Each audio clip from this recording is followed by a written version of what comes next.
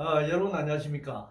2021년 4월 5일 월요일 신문사설 비평 시작하겠습니다. 먼저 4.7 보궐선거 관련된 사설입니다. 중앙일보는 사전투표율 최고치 정정당당한 승부 펼치기라는 제목의 사설에서 서울 부산시장 선거 네거티브 선심성 곤란 편파 논란 거듭하는 선관위도 중심 잡아야 한다. 한겨레신문 역대 최고 사전투표율 7일도 시민 권리 적극 행사를, 경향신문은 재보선 사상 최고의 사전투표율 정책 선거로 이어져야 한다 이렇게 주장했습니다. 그러나 정정당당하기에는 양 진영이 너무 험이 많고 정책 선거를 하기에는 양 진영의 정책의 차이가 무엇인지 알 수 없는 상황입니다. 정책의 차이가 없다는 것입니다. 일반 국민들이 삶과 정서와는 거리가 먼 부동산을 소유한 자들이 벌이는 부동산 토건 정책에 차이가 있을 수 없다고 생각합니다. 한중 관계 관련해서 조선일보는 한국을 약한 고리를 잡은 중국, 우리가 자초한 수렁이다 라는 제목의 사설에서 3일 미국에서는 한미일 안보실장 회담, 중국에서는 한중 외교장관 회담이 열린 것을 비판하고 있습니다. 동아일보는 미일과 대북 제재 강조한 날 중국 완화, 엇박자 자초한 한국. 한국경제신문은 내용도 시점도 적절치 못한 한중 외교장관 회담. 문화일보는 반도체 직격탄 될 미중 충돌, 문정부 양다리 외교 시전해야 한다. 경향신문은 달라진 외교 환경 확인한 삼국회의 한중회담이라는 제목의 사설에서 대중 외교에서 좀 더 당당한 태도가 필요하다. 조선일보는 공문이 한국은 속국, 정권이 대중 저자세가 번진 것이다 비판하고 있네요. 보수 진영은 끊임없이 한미동맹에 입각해 문재인 정부는 친중이라고 규정하고 있습니다. 그래서 미국을 선택해야 한다. 친미를 강요하고 있습니다.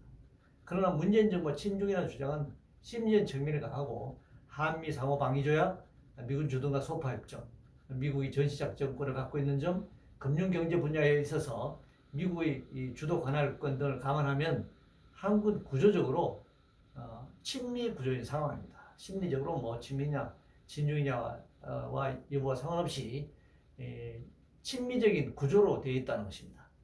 반중 친미라는 극단적 선택을 할 경우에 경제적 이해관계는 물론 한반도와 동북아시아 지역의 신냉전 질서를 강화 고착하는 결과를 낳을 것입니다. 물론 중국의 무분별한 동북공격에 입각한 한국 정치에 대해서는 단호 입장이 필요하다 이렇게 생각합니다. 4.3 항쟁 관련해서 조선일보는 무는 4.3 희생자 남북한 무장 폭동도 구별 못하나 라는 제목을 사설해서 문 대통령은 완전한 독립을 꿈꾸며 분단을 반대했다는 이유로 국가 관련 폭동, 반란 이름으로 무자비하게 탄압했다라고 말했고, 노무현 정부 시기에 제주 4.3 사건 진상보고서에는 남당한 무장대와 토벌대 간의 무력 충돌과 토벌대 진압 과정에서 수많은 주민이 희생된 사건이다 이렇게 정의되어 있습니다. 약간 차이가 있습니다. 모든 사건이 그렇다. 특히 역사적 사건의 경우 단순하게 정리될 수 있는 게 아닙니다. 미군정의 지지를 받으며 남한만의 단독정부를 수립하는 국민투표에서 유일하게 부결된 곳이 제주 지역인 만큼 문 대통령의 주장도 맞습니다. 그러나 해방 한반도 전역에서 벌어진 이념적 지형을 달리하는 정치 세력들 간의 국가 건설을 위한 전략 전술이 충돌하면서 벌어진 내전 양상을 부정할 수도 없습니다.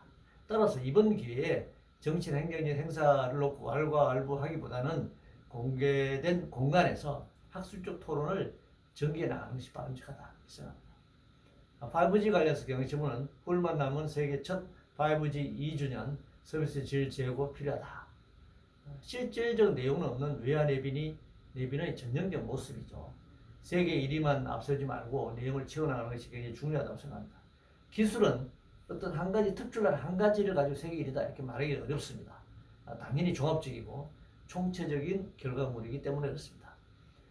북미대와 관련해서 한겨레신문은 북미 협상 조기 재개 노력 합의 내실 있는 진전을 라고 주장했습니다. 한미일 안보실장회에서 나온 결론인데 결국 대화가 불가피하다는 것을 보여주는 것입니다.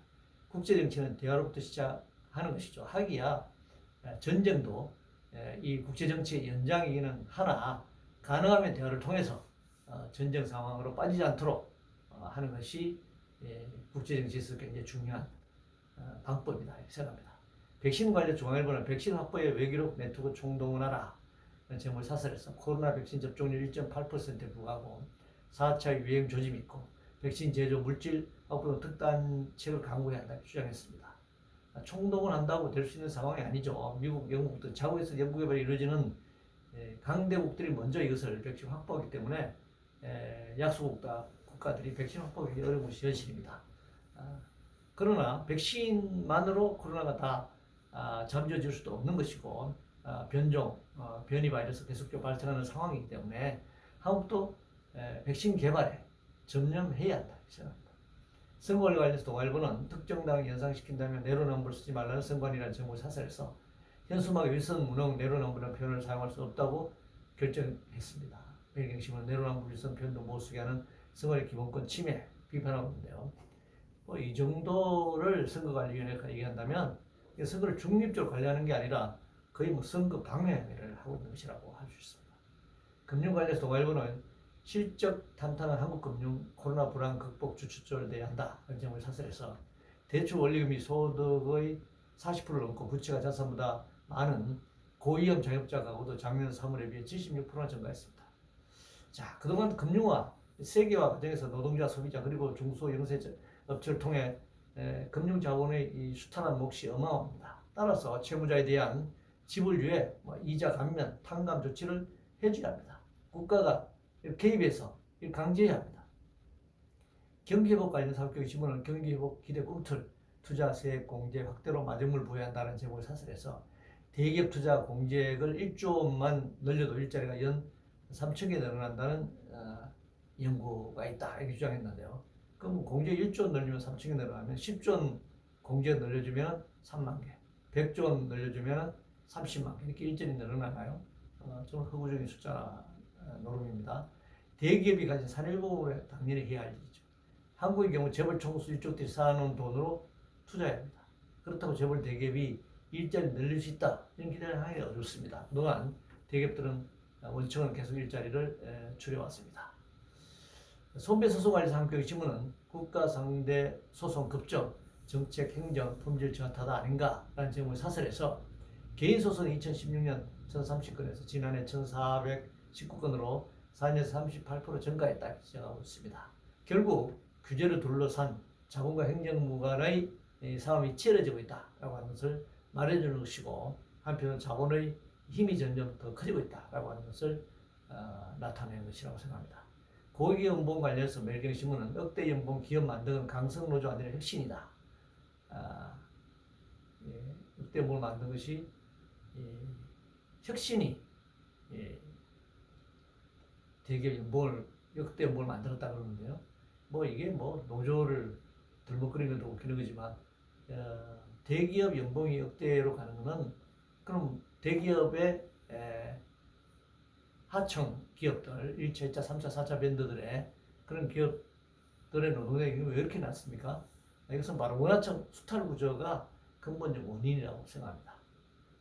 모든 노동자가 혁신으로 모든 원하청으로 다 일을 받는다면 모르겠지만 원청 일을 받고 하청이 2, 3천만 원 받는다면 이거는 당연히 수탈 구조 때문에 그런 것이죠.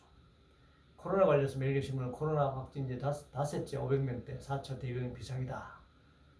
지난 1년 상을 보면 구름이나 파도가 몰려고 사라지는 것처럼 그 현상이 반복되고 있습니다. 코로나가 사라지지 않는 한 집단 면역을 통해 공존하는 것인데 그거는 어느 것도 지금 가능성이 없어 보입니다. 지금 다른 나라 남미의 우루과이의 경우에 굉장히 확진자가 적었던 나라고 백신 접종률이 굉장히 높은 나라였는데 지금 확진자가 다시 늘어 사망자가 지난 1년 동안 발생 사망자 수가 일주일간에 사망자가 발생했습니다. 그것은 보도에 따르면 브라질의 변이 바이러스가 우루과이로 상륙하면서 백신 접종으로 굉장히 안정화되는 것처럼 보이지만 대략 이 방역 체계가 무너지고 있다는 것을 보여주는 것입니다. 그래서 백신을 한번 맞는다고 다 해결되는 문제도 아니고 또 거리두기를 한다 뭘 한다 하는 것도 한계가 있다는 것을 지금 보여주고 있습니다. 부동산 관련해서 문화일보는 여당 소속 세종시장도 가산 공시가 저항과 가렴 주구라는 사설을 내보냈네요. 행정부 세종 행복도시로 이전하고 공공기관 지방 이전하고 문재인 노무현 정부 때부터 시작됐죠. 이 결과 전국 투가 부동산 투기 지역으로 변질되어 버렸습니다. 뭐 그것이 옮겨졌다고 투기장이 된 것은 아니고 토지와 주택의 공공개념, 공개념을 도입하지 않는 한 금융자본 인간의 탐욕을 제어할 수가 없을 것입니다.